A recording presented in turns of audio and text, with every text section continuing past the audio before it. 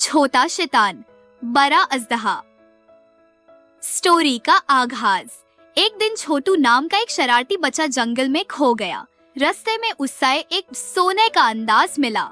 वो खुशी से उठा ही था कि अचानक धाम एक लाल अजदहा सामने आ गया। अजदहा गरज कर, ये मेरा अंडा है, वापस करो वरना। छोटू बेखौफ, नहीं दूंगा, तुम्हारे दांत गुनाए हुए हैं, सिर्फ 4 है। मजाहिया झगड़ा।